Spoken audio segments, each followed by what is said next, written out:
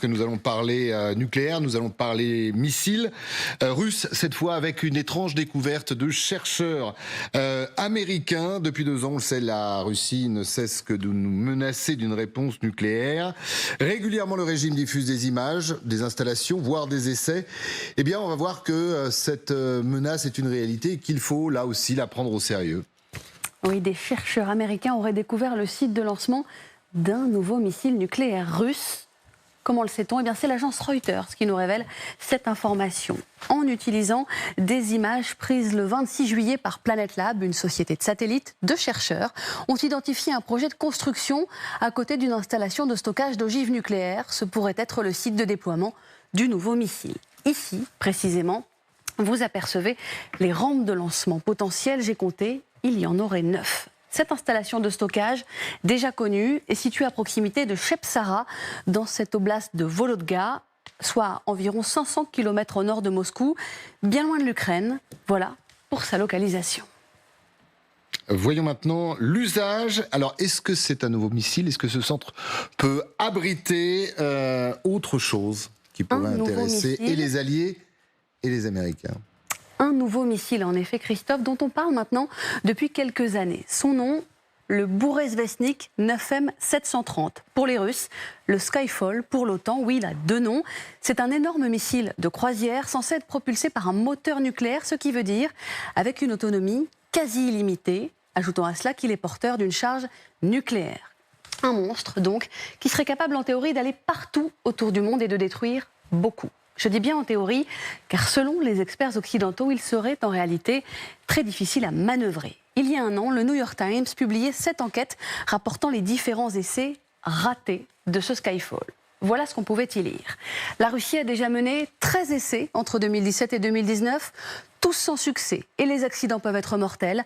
Un missile lancé en 2019 s'est écrasé et a fini par exploser lors d'une tentative de récupération, tuant 7 personnes.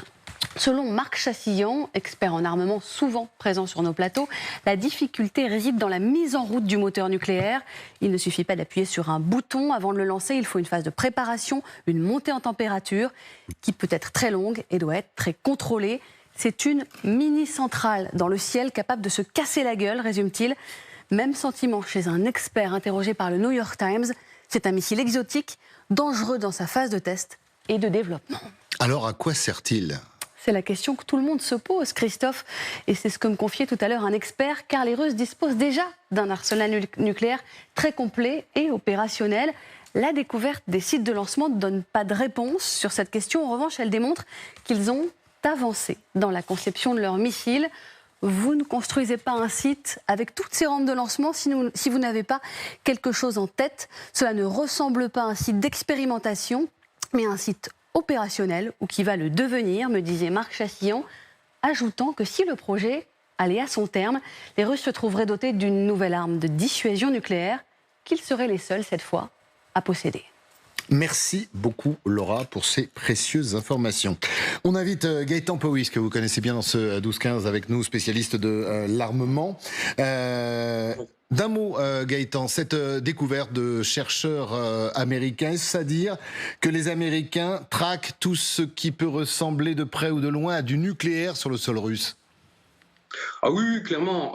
Là, par exemple, c'est vraiment l'utilisation de sources ouvertes. Vous et moi, si vous avez un peu d'argent, vous pouvez justement acheter ces images satellites. C'est vraiment n'importe qui peut acheter ce genre d'images. Après, il faut savoir où regarder. Et il y a vraiment une volonté. Après, il faut analyser. Et puis après, il y a clairement une volonté de pouvoir disposer d'images de qualité. Maintenant, si les entreprises privées peuvent le faire, imaginez la précision des images des satellites d'observation militaire. Alors, restez avec nous, on va parler de ce missile ou de ces missiles. Il y a toujours cette boulimie russe de continuer, de développer son arsenal militaire. Alors régulièrement, ça fait quelques temps que ce n'est pas arrivé. Moscou nous publie quelques images bien senties de la menace à venir avec des essais, avec des déplacements. On se souvient des trains, des sous-marins. Mais on se rend compte que faut quand même aujourd'hui les prendre au sérieux. Ça existe, ils y travaillent.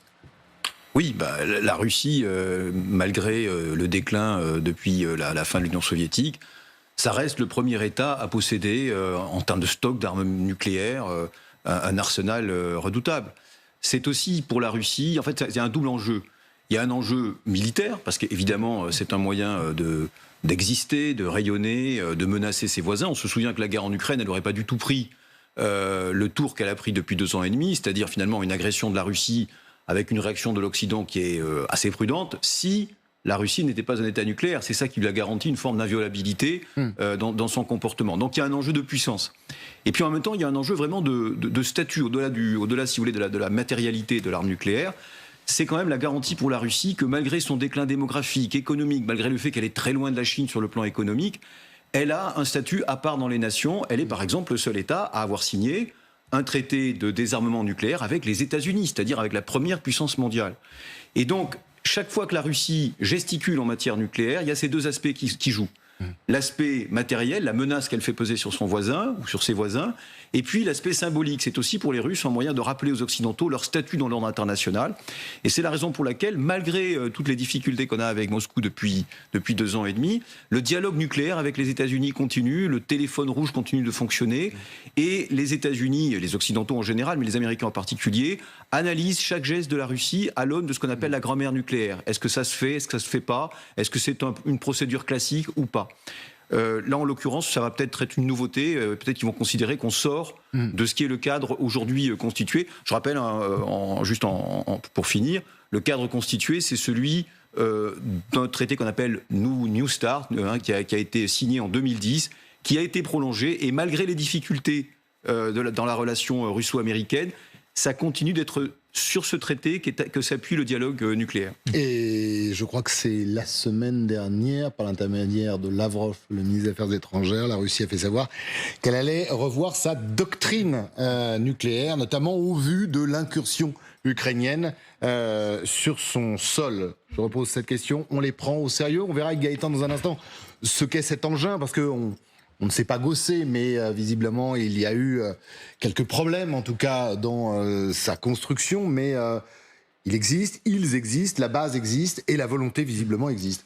Oui, et vraiment, moi je crois qu'il faut toujours remettre en perspective maintenant ce qu'on peut tirer comme enseignement depuis février 22, c'est que la Russie n'est pas en train de perdre la guerre et que malgré l'aide apportée à l'Ukraine, c'est une guerre qui s'enlise, c'est une guerre qui se complexifie et évidemment, le dispositif militaire de la Russie, défensif ou offensif, ce n'est pas quelque chose de seconde catégorie. L'aspect nucléaire, évidemment, la classe dans une catégorie à part dans les relations internationales. C'est un moyen de pérenniser la puissance passée et de la projeter dans le futur. Ce fameux missile, il est controversé parce qu'il y a eu plusieurs essais connus, dont 2 seuls auraient eu partiellement des réussites, de ce que l'on sait depuis 2016. Ça fait une dizaine d'années qu'on en parle de Skyfall. Il faut pas confondre avec le James Bond. On parle bien du missile.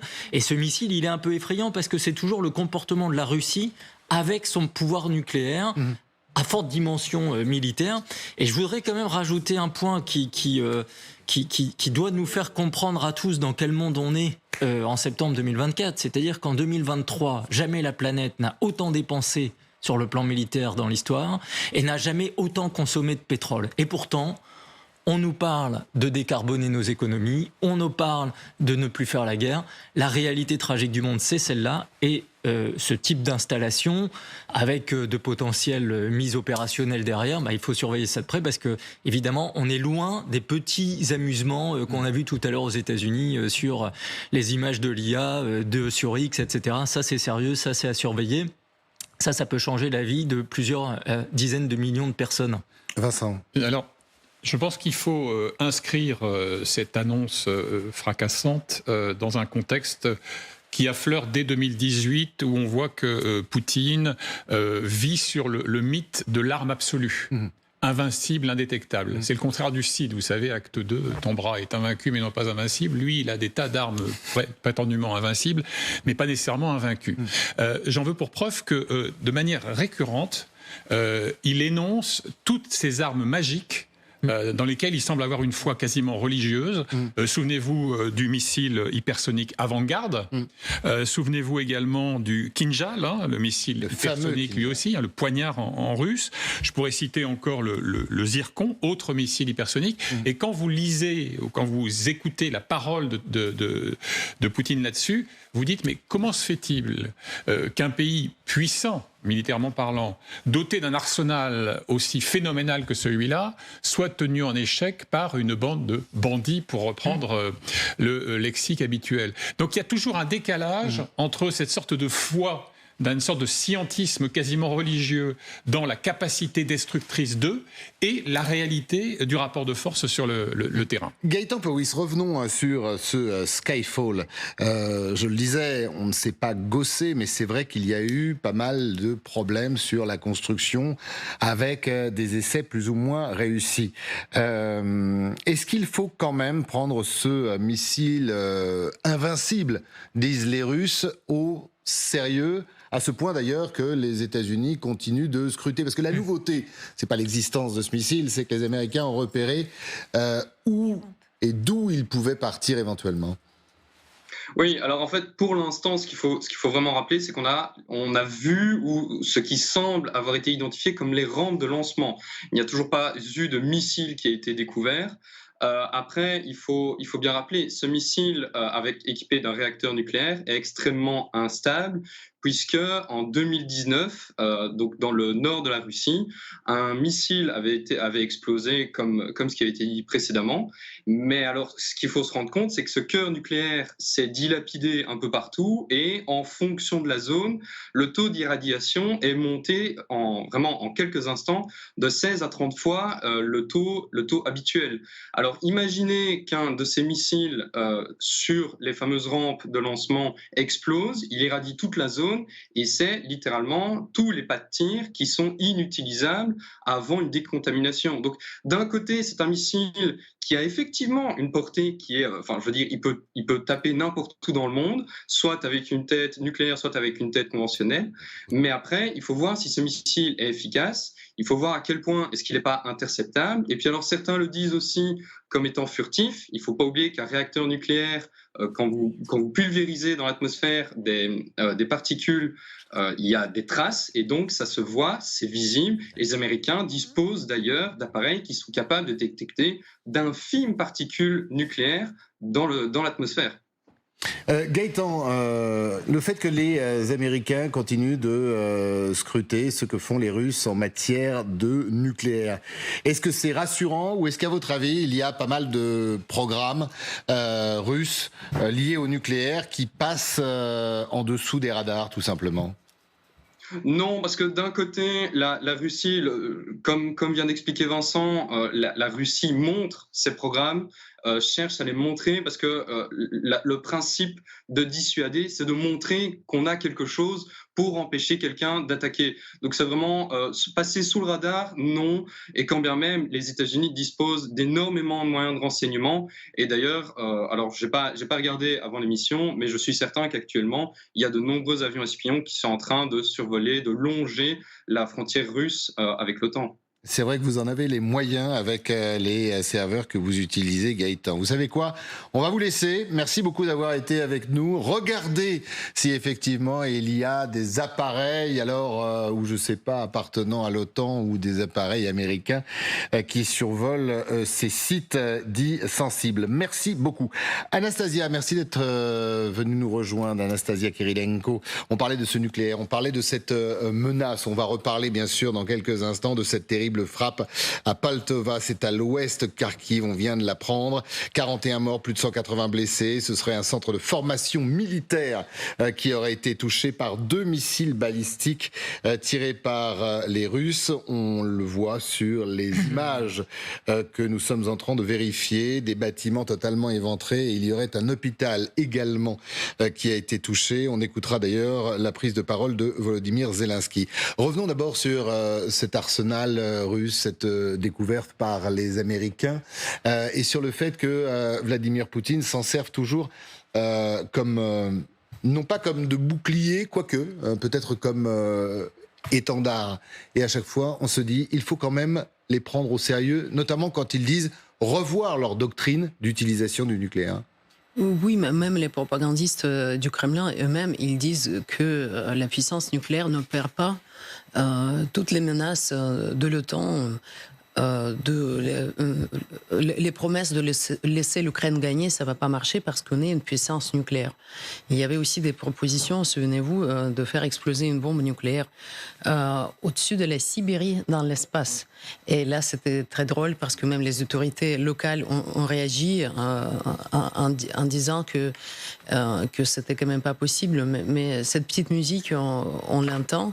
Et Poutine, il prend tout ça très au sérieux. Il est très fier. Là, la guerre continue plusieurs années, mais même avant, à toutes les occasions de fierté russe, il sortait le discours qu'on dispose des armes de toutes sortes, c'est-à-dire y compris les nucléaires.